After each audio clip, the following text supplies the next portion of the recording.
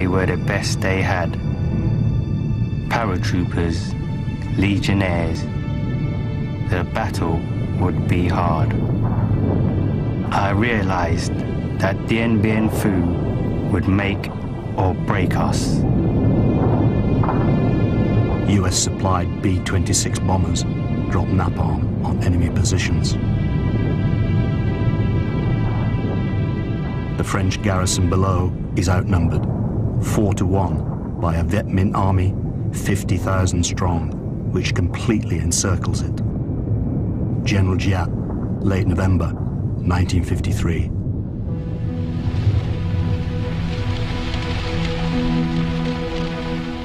Our scouts at Điện Biên Phủ send daily reports. The enemy is parachuting in soldiers, weapons, and a huge amount of barbed wire. They are industriously repairing the old Japanese airstrip. The French generals have announced, this is not a raid. We have taken this place, and we intend to stay. So be it.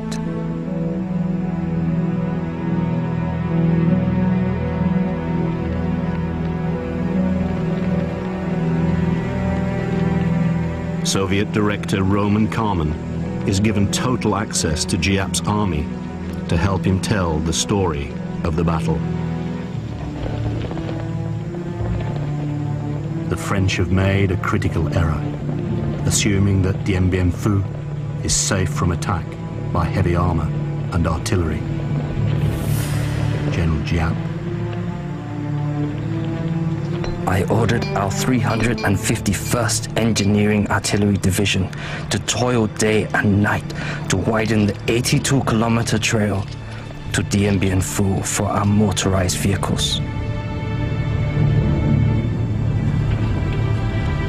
Then they built a 15-kilometer track through the mountains so we could haul our artillery to the front by hand. The French appoint Colonel Christian de Castries as commander of Điện Biên Phủ. The battle that will be remembered by the veterans as 55 days of hell will soon begin.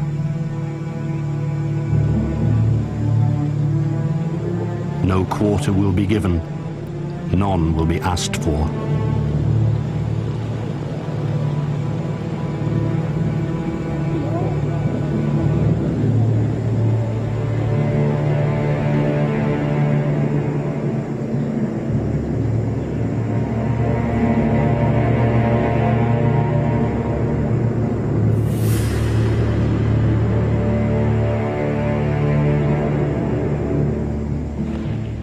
Xuân Nha, a Viet Minh officer.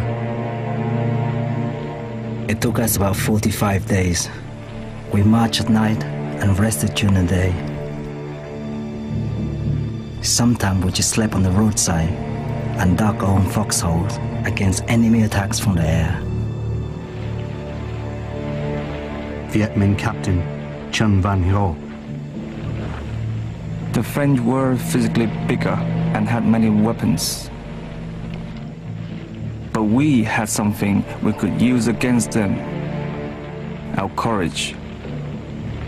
We were determined to fight until the end, because they came here to steal our land. March 13th, 1954.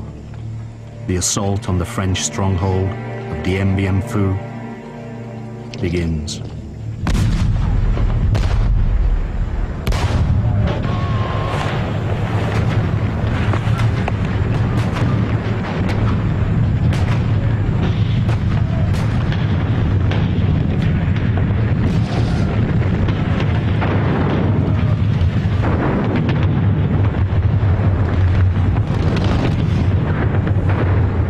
General Giap. The French could not resolve the threat to their airfield. Their porcupine defense had lost a vital element, its strength in the air.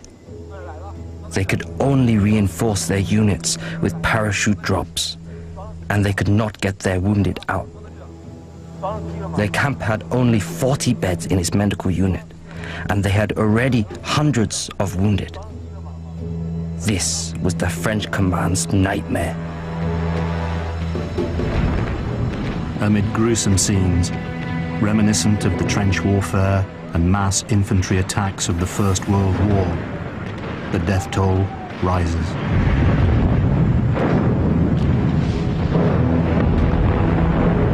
There are countless acts of heroism on both sides as the Battle of Dien Bien Phu becomes part of military folklore.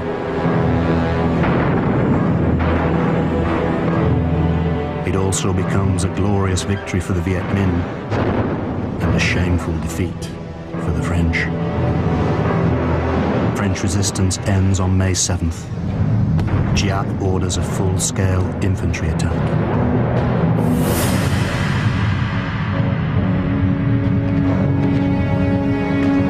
De Castries radios Colonel Cogny at headquarters in Hanoi.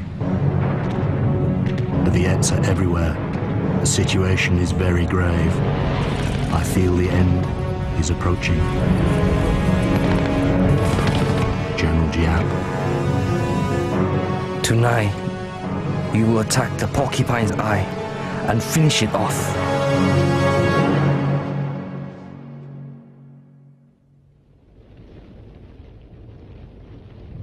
Late in the afternoon, Giap hears the fateful news from his 312th Division. All enemy soldiers in the command post have surrendered. We have arrested the Castries. Suddenly, everyone in the headquarters shouted, clapped their hands and hugged one another. They jumped for joy like children. Some people cried, others stood with their mouths gaping. The faces of others turned pale with shock.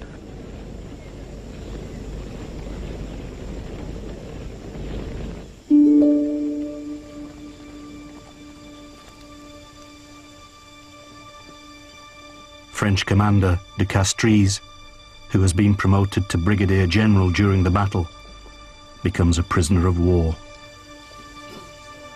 He will be released after 4 months. One of the lucky ones. 1,500 men under his command are dead. Several thousand more are wounded.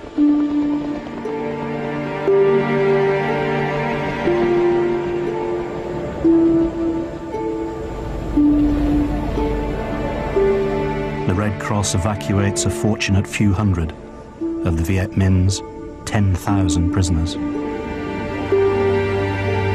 But most are force-marched to prisoner of war camps hundreds of kilometers away. Less than 4,000 will survive to be repatriated to France.